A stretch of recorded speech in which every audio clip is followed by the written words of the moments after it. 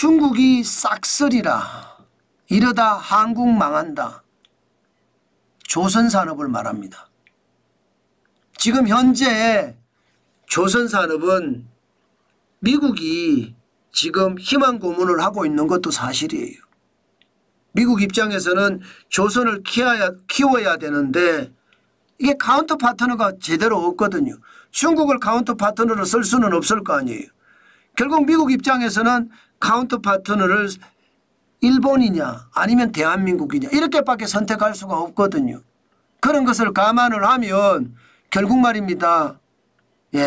미국 입장에서는 대한민국을 선택을 해서 대한민국 조선업에 더한 발전 충분히 있을 수 있는 것은 맞아요. 그러나 현재 기준으로 봤을 때는 희망 고문입니다. 왜냐고요? 여러분 이거 한번 보세요. 국가별 선박 수주량을 보면 와 진짜 충격적입니다. 중국이 2024년 기준으로 4,645만 CGT를 수주했습니다. CGT는 표준 환산 톤수입니다. 중국이 4,645만 톤이면 전체 선박 수주량의 70.6%.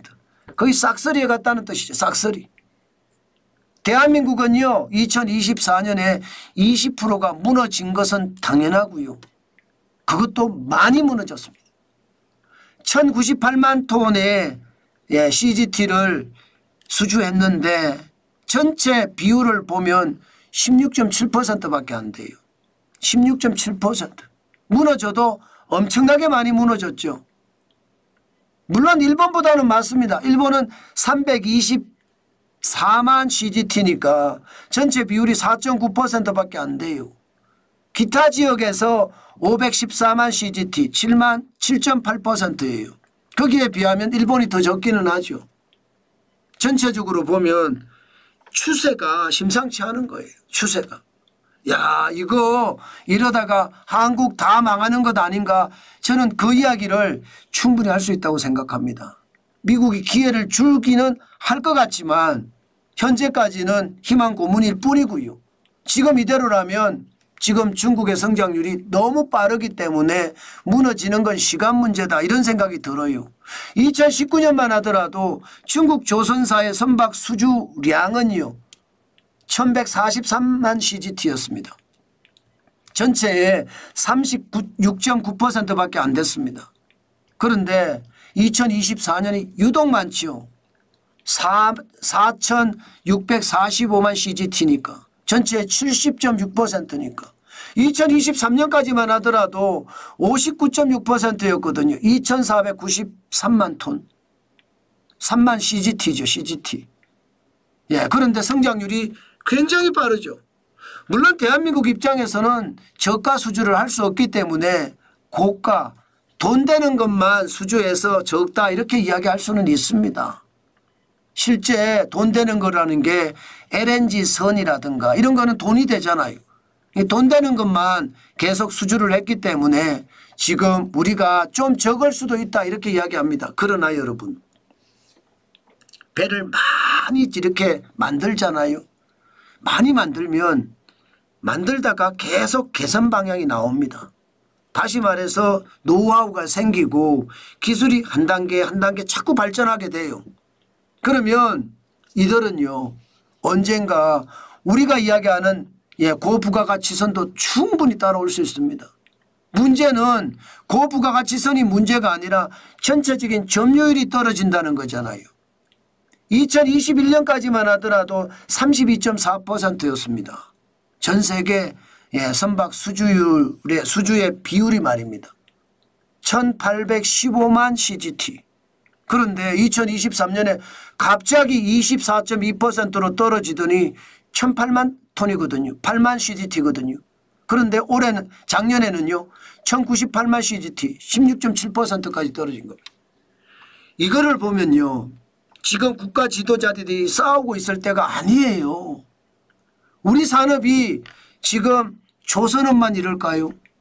철강은 괜찮을까요? 자동차는 좀 괜찮다고 해요. 석유화학이 괜찮을까요? 박살났잖아요. 정유는요. 쉽지 않아요. 예, 반도체도 지금 중국이 굉장히 빠른 속도로 따라오고 있는 거고요. 자동차도 굉장히 빠른 속도로 따라와요. 게다가 미래 먹거리는 없습니다.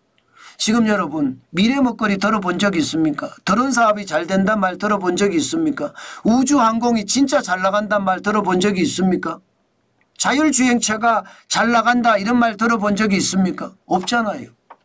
이렇게 되면 여러분 대한민국은 과거에 묻혀서 과거에 사는 거고요. 이 정치인들 국가 지도자들은요. 과거에 쌓아놓은 자산 다 꺼내서 해먹자. 그러면서 빚이나 엄청나게 올려놓자. 이렇게밖에 생각이 안 듭니다.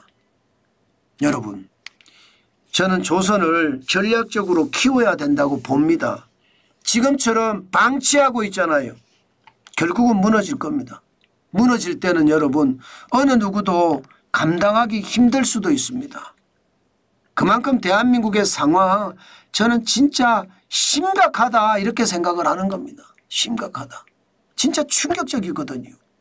그만큼 말입니다. 그만큼 조선업 정부와 기업이 일심동체가 돼서 어떻게 하면 발전할 수 있는지 방향을 찾아내야 돼요. 뭐 제가 이렇게 말하니까요. 아니 자유민주주의와 시장경제 이야기하는 사람이 왜 조선에 대해서 정부가 들어가서 도와줘야 되느냐 이렇게 이야기하시는 분들이 있습니다. 여러분 전 세계가요. 자국의 제조기업에 보조금 다 줍니다. 중국이 제일 많이 주고요. 미국도 유럽도 일본도 대만도 안 주는 데가 없습니다.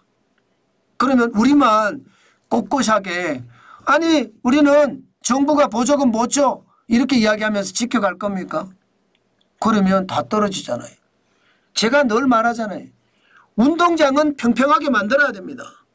중국이 보조금 주듯이 미국이 보조금 주듯이 우리도 보조금을 줘가면서 조선업을 계속 키워가야 된다는 뜻이에요. 지금처럼 방치하면 끝장난다는 뜻입니다. 그만큼 하나의 산업이 우리는 무너지는 걸 봤잖아요. 원전 말입니다.